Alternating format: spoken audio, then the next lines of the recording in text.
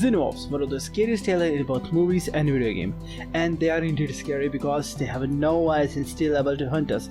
This time I decided to put light on some horror stuff that still gives me some nightmares, and in this video we will explain how they play with our minds, why they are scary, and exactly how many variants Xenomorphs have. They are no different than bees, ants, and small animals where only queen gives birth and rest serves them. So cycle started. Queen lays egg and they stays in normal condition until they are triggered. Then the next step begins. This is called facehugger, and this contains the embryo of a xenomorph where the egg is triggered. This facehugger gets out of the egg and hug the face of the host and plant the seed inside the host. And after that, facehugger dies. Now the embryo stays inside the host, and the weird part is about that embryo, it gets the DNA of the host as well. This is why there are so many variants of xenomorphs. After the embryo is completely evolved inside the body, the next step is to begin.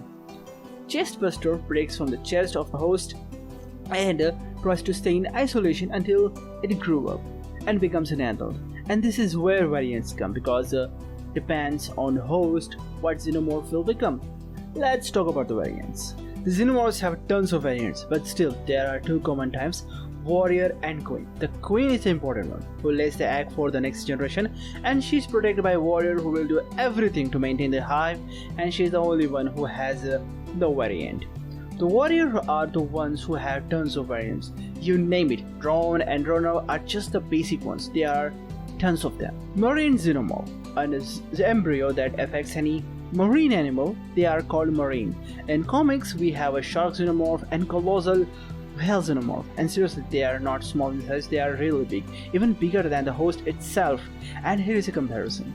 Flying xenomorph. Okay, these are really scary one because they are 6-limbed xenomorphs, just like queen. They have 2 wings, 2 hands, and 2 legs, which simply means they can get you while you are in a mid-air. Ground level xenomorphs. These are the one who are on the ground. You can count a T-Rex xenomorph, snake xenomorph, and even crocodile xenomorph, but this one sucks because Batman beats this xenomorph, but the rest 2 are really cool. There are tons of other variants depending on the host. Rhino, dog, bull, and even Predalien, a hybrid of a predator and xenomorph, and there are also some big variants. Newborn is combined of human and xenomorph.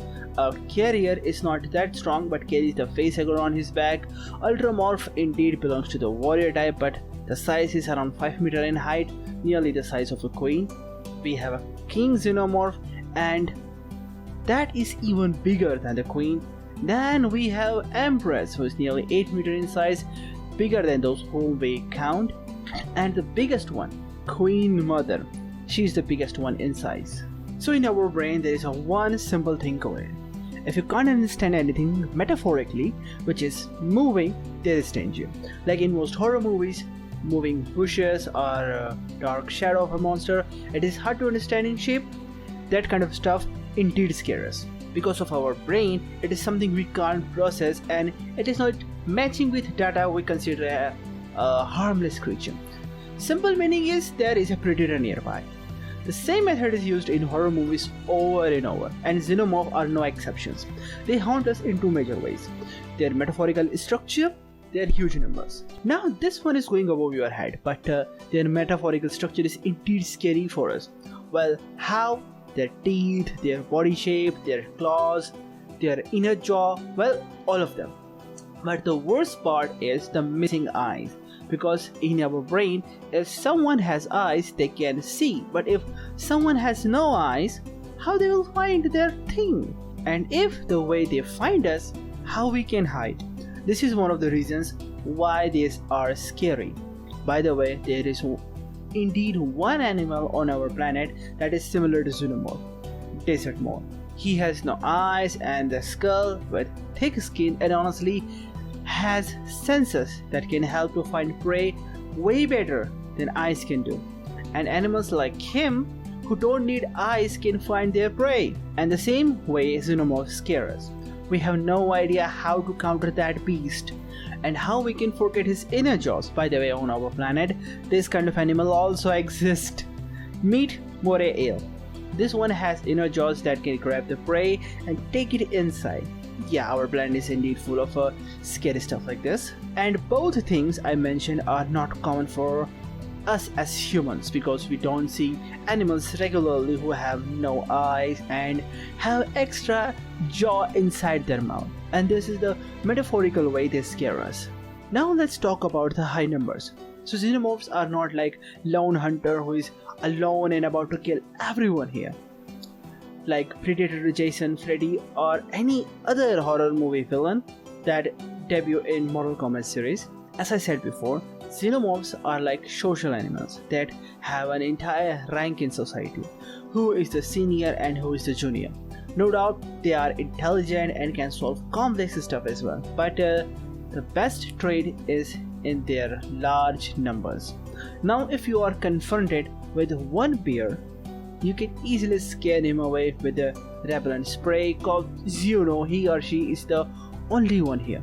But what about a pack of wolves? You can't even dare to step forward to fight. Xenomorphs are like hunters but in packs. They come in, kill and leave, but not alone. They are always in pack. They hunt one target with multiple xenomorphs at the same time. This simply means a simple guy who is already weak in comparison to them has to fight multiple of the same kind, which is another reason we are so scared of this creature. That's why I suggest you do not watch this while you are alone at home. Well, you're really gonna love their structure, but same time you are afraid of their brutal methods too. And seriously, trust me, they are indeed very influential in both the video games and the entertainment industry. Even the Bantan's wild mud is similar to Xenomorph. I'm talking about facial structure, but these are indeed the most scariest alien of all time. Want to see poking me into other stuff? Check out the channel. Want to read some good webtoon? Go to the link in the description.